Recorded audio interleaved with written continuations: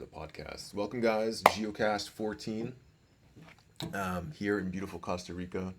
Looks like it's the end of rainy season. I'm hoping. It's been raining like crazy the last few weeks. Hasn't let up. This is probably one of the most intense rainy seasons I think they've had in maybe the last 15 years. For those of you who don't live anywhere tropical, I've never seen rain in Canada or Ontario, even on the hardest days, can compare to when it wants to rain here. And it can rain in like 1 hour, and like rivers are swollen, streets are washing away, rivers are raging.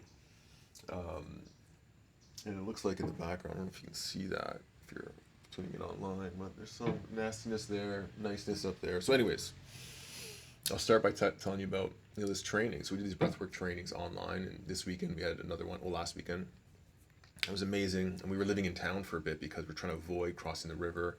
There's a river here without a bridge, so you got to drive through it with a car. And if it's high, you can't drive through, or you take a chance, and people get stuck a lot.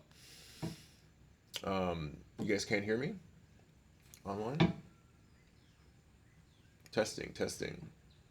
If you guys can hear me on the Instagram live, please just drop a emoji or something.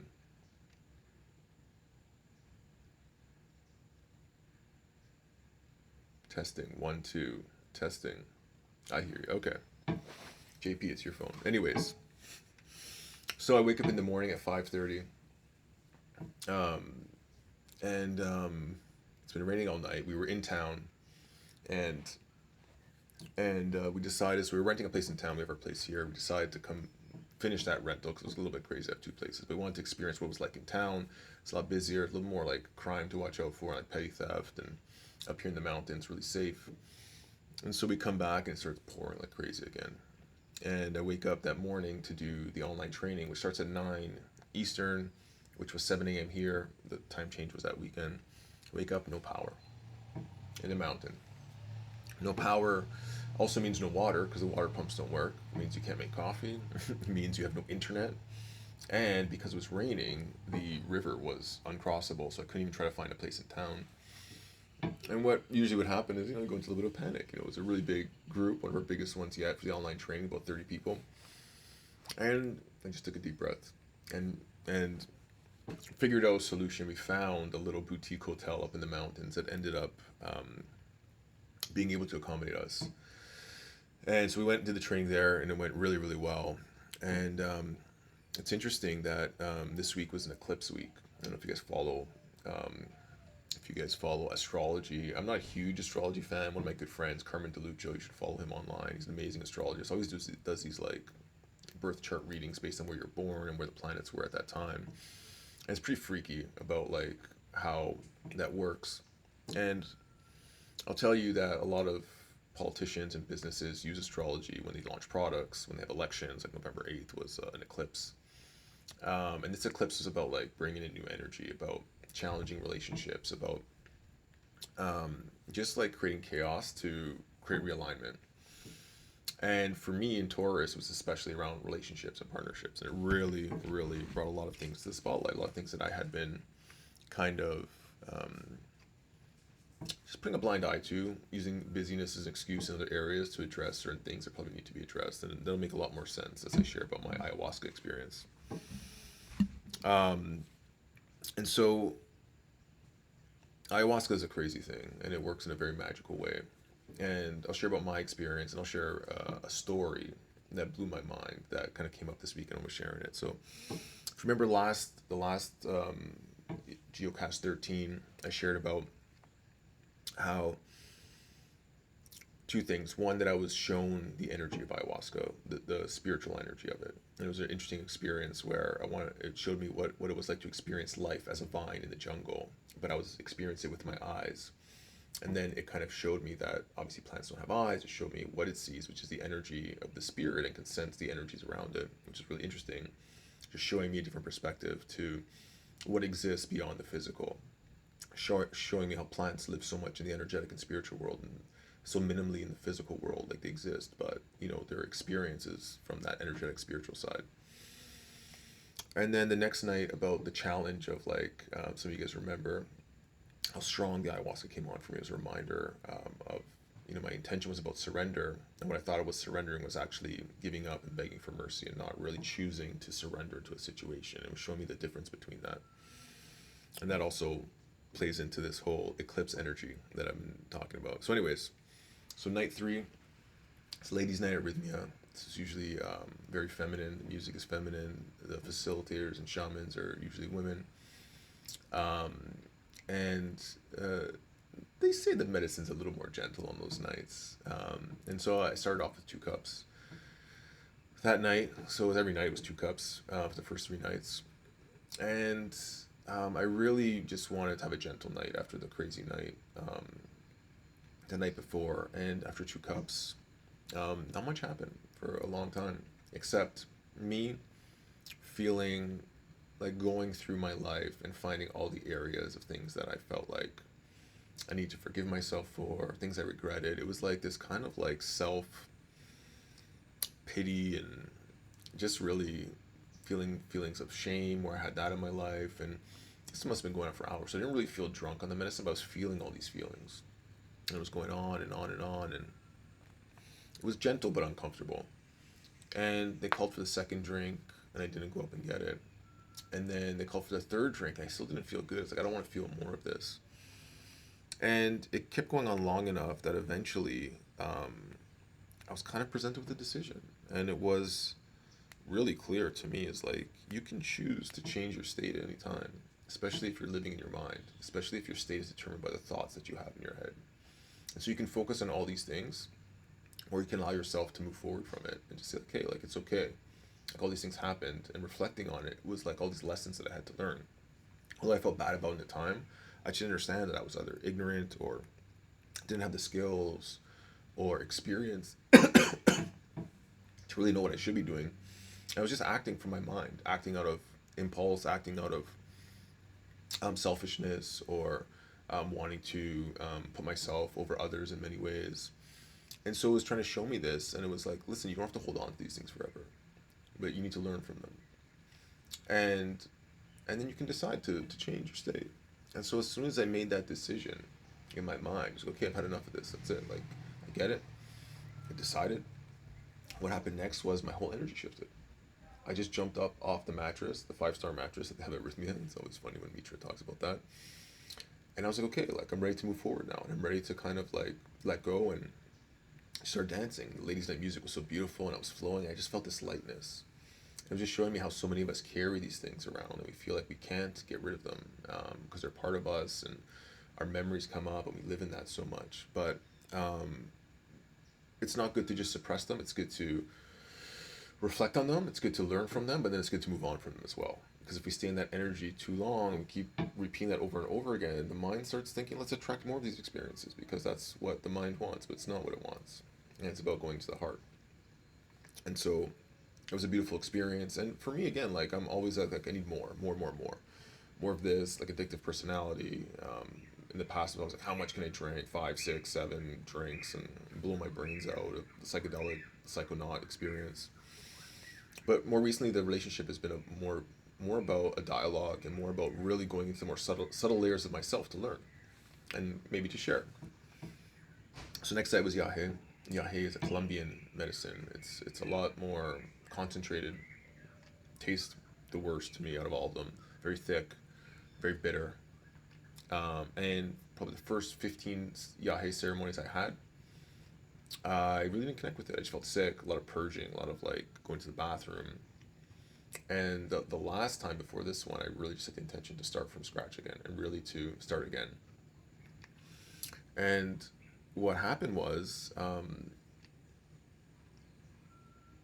didn't really have a clear intention, because I wasn't sure what I wanted to work on this 4th night. And I wanted to really, find out how to connect deeper with my kids and spend more time with them, and just to feel more in a state of bliss and not so much in like, fear, stress, chaos type thing that's been going on for the last couple of years.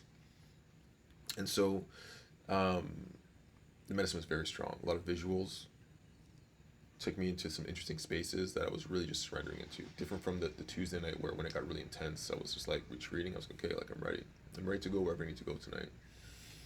And after a while, I was just floating around in the I guess the DMT world a bit, the ayahuasca world, and nothing really super deep or interesting was happening. And I was like, hey, like, what do you really want to work on? What is really important to you right now? And it came up for me. It was like, why can I not settle my mind? Why am I always thinking? Why am I always having these ideas of things I want to do? What I'm going to do next? I'm like, yeah, I'm here. I'm going to sit by the fire. I'm going to go there. And this is something I've been challenged my entire life. Like, I don't know if that's like ADD or what. And I started thinking about how restless I am. Even the ayahuasca, like I'm always fidgeting. I'm always like dancing. I'm always moving. I have all this energy that I got to move. That just all comes from my mind. And it showed me. No, and then I started thinking about my dad. My dad also was always thinking, always focusing on like ideas and business and blah blah blah. And then I thought my grandfather was the same thing as well. He was like always working in the garden, never sit still, building things, just keeping his mind busy all the time. And then I thought about my son, and when I thought about my son, I saw also how he had some very traumatic experiences as a child. He got into an accident with a treadmill. Him and my daughter were playing on it, fell under, got his hand stuck in it, ripped off his skin, had to go to sick kids. It was a disaster. And, he told me, Dad, I thought I was gonna die in that experience. Like, it was probably like 3 or 4 years old. I thought I was gonna die, and since then, I've noticed a lot of like tendencies around like just like an overworked nervous system that's scared of everything, doesn't want to be alone.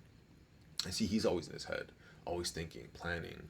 And I'm asking the medicine, I'm like, well, okay, well, maybe there's some generational trauma. Maybe there's something in our DNA. Maybe there's something that's really deeper than what I can see on the surface here that has to be addressed. And I was like, please just show me what I gotta do. Like, if I need to like have the worst, most horrible ayahuasca experience here to heal this, like I'm ready, like surrender fully. And it was like, well, if you want to go there, you need to drink more. And I knew what that meant. And so I drank more, and I was expecting this crazy experience that was going to be painful and hard, and nothing was happening. Nothing was happening. And so, I'm begging for an answer. I'm like, please, like I want to know, what can I do? How can I help my son? How can I change this? And it became more about helping my son than myself. Like, how can I sacrifice myself to help him? And it came to this healing circle. So in the Yahai tradition, they have these healing circles that come around with feathers and different lotions and potions, and they blow things on you and smoke. And I go into that. I'm just like praying. I'm like, just please, like, give me the answer. Like, what is it? I'm really drunk at the time, but I'm present and asking and asking and asking. And then it just starts showing me. It's showing me how my grandfather, my father, my son, myself had no connection to our spirit. It was trying to show me the other night, like, what really seeing from a spiritual lens was, being in the energy of your spirit. And it showed me how my grandfather didn't have any connection to spirit. And went to church. He was in his mind about understanding, like, hey, what do I need to say and do? These 10 Commandments, these rules to live by, to appease Jesus and God and all these things. I have nothing against Jesus. And my dad, the same thing. No real connection to their spirit or to spirituality, but really just following some rules and being stuck in their head. It was showing me how when you're stuck in your head and you live in a mental world, in a material world all the time, you can't have a connection to spirit, or it's very, very hard because you're always living there. I looked at my own life and how much I, focused on business and money and material things. I've been trying to shift that in the last, 10 years since I've been on my journey. But it was showing me how, like, so why do you think you're spiritual? Because you say you're spiritual? Because you read a few spiritual books?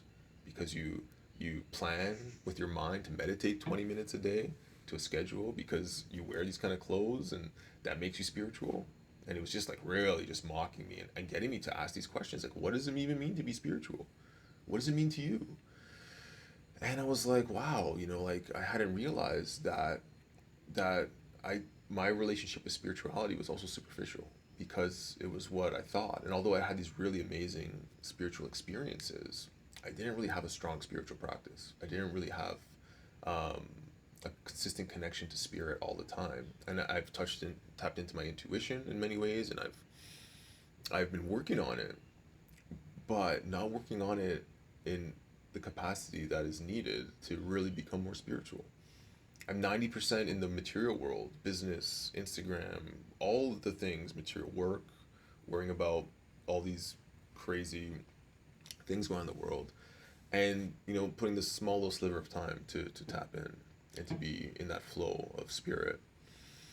And it showed me my son the same thing. He's got zero spiritual reference. We're not religious. We don't go to church. We don't talk about God or spirit that much with him. We a little bit. But it was like, okay, why do you think this kid is living in his mind all the time? Social media, video games, friends, um, all of these things. And it was so clear. It was like, you just need some spiritual guidance. And it showed me that all of our minds were overactive because we were living unbalanced in the material world and the thinking world, and not in the spirit world and the heart-based world. And I said, you can change all of that, but you need to practice. You need to be more a part of that. And so it doesn't mean just to meditate to shut off your mind. It means, how do you connect to your heart? How do you live a life that's more heart-based all the time, and practice that? And I feel like I did, but it showed me how, like, it definitely wasn't enough. It showed me, like, how certain times where I get mad at my kids or react to certain things, it was not out of compassion. And it doesn't mean that you can't have balance. It is balance. It's balancing the mind and the heart. And it said, spend more time with your kids, but not telling them to just meditate, to sit with them and talk about feelings and talk about getting to the heart. And it showed me how to get them off their phones. There's an amazing app called Kids Locks, which is like, yeah, if they have access to their phones and you're just like fighting with them about not being on it, then you're going to rebel with that kind of stuff. And it's like, yeah, just limit their time and make sure that in order to get time, they do like 10 minutes of meditation first and do some exercise. They spend some time in nature.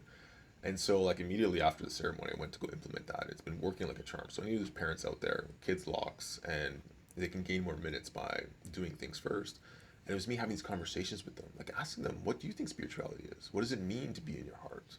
Have you heard of the word compassion before, or forgiveness? And really having these deeper conversations with my kids. And I'm starting to see a shift in them. And I'm starting to see a shift in myself. And it was this beautiful kind of um, education of ignorance that I had because of what I defined as spiritual. Because a lot of people look at me and it's like, you're such a spiritual guy. Yeah, I'm doing good things. I'm not a bad person. But how do I really connect deeper with spirituality and what that means to me? And I'm still defining it. I'm still integrating this from like 2 weeks ago. So that's why it's kind of taking me a while to kind of share, because it's not something that's easily defined. There's an image in your mind when you think about spirituality, but think about your own spirit. I never even seen my own spirit before until I saw what a plant spirit looked like and try to visualize what does my own energy look like and what do my feelings look like. How does that change? So I don't know if that makes any sense to you guys at all that are listening, that are watching, or if you can relate in any way.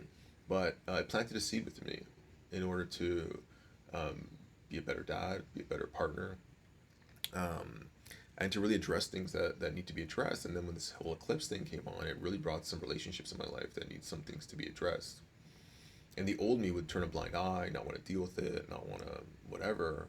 But the lesson this week is that's like giving up kind of surrender versus the engaging surrender, where you choose to step into the challenge with a balanced heart and mind to make change and realign things that's better for you and better for everyone in these relationships.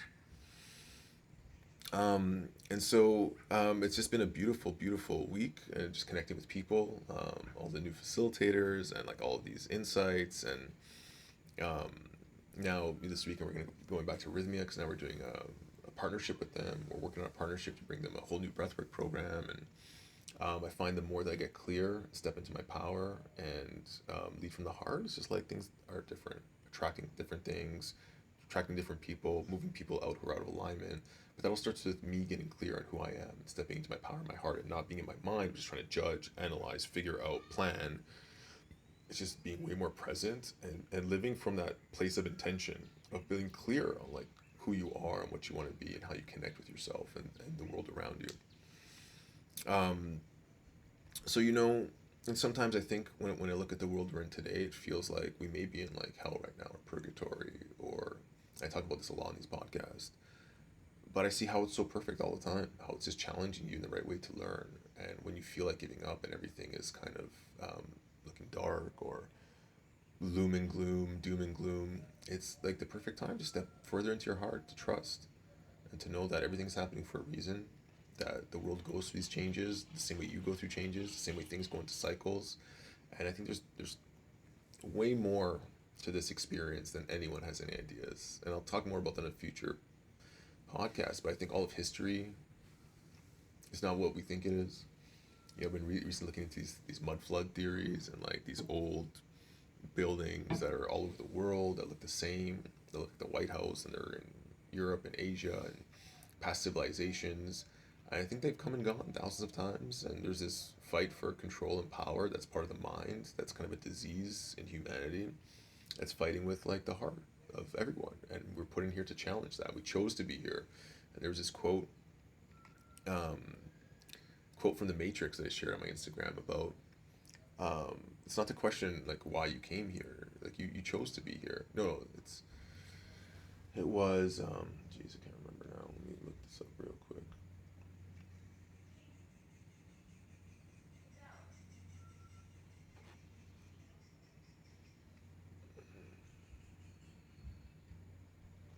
Yeah, you didn't come here to make the choice. You've already made it.